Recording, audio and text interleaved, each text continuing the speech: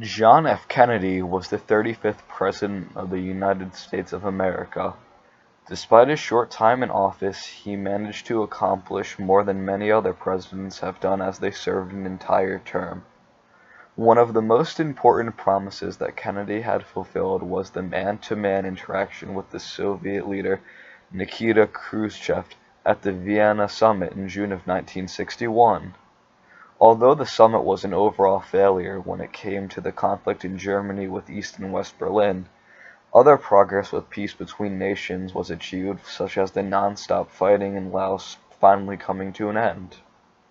The Vienna summit is where the famous John F. Kennedy quote, "Then, Mr. Chairman, there will be a war.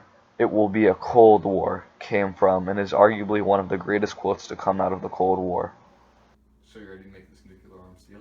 Yes, yes. In Mother Russia, Waldo finds you.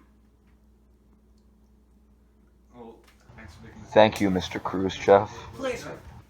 Mr. Greznov.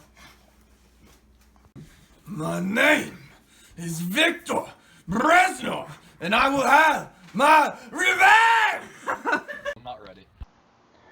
On May 25, 1961, President John F. Kennedy announced to the world that America was going to the moon.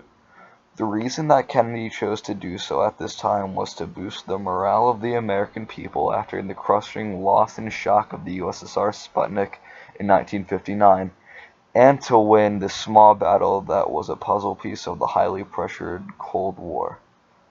The spacecrafts Gemini and Apollo were the ones that were designed to execute Kennedy's goal in reaching the moon. On July 20th, 1969, we finally achieved the goal of reaching the moon and beating the USSR in the space race. Even though John F. Kennedy may have been dead, we still honor him as the president who got us to the moon. We chose to go to the moon in this decade and to do other things, not because they are easy, but because they are hard. Because that goal will serve to organize and measure the best of our energies and skills, because that challenge is one that we are willing to accept, one we are unwilling to postpone, and one that we intend to win.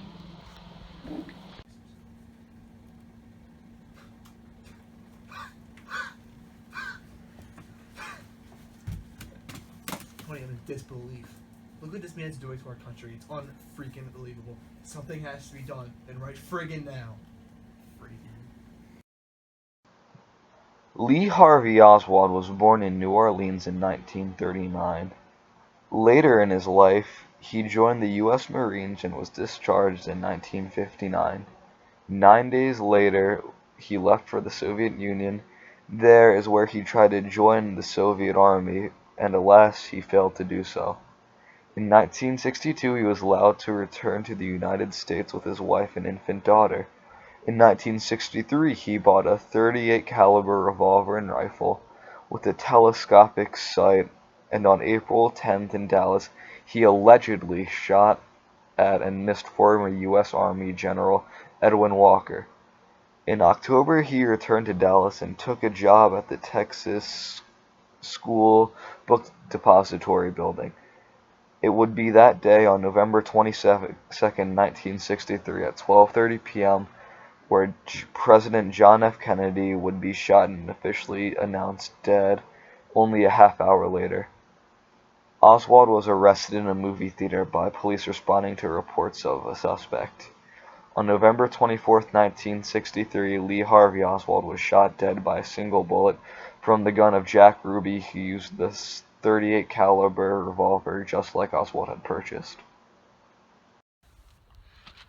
Oh, Johnny, Us, baby, the Kennedys. we're seeing the people. Why don't you look at me the same way you used to, honey? Oh. There's that crook of a president.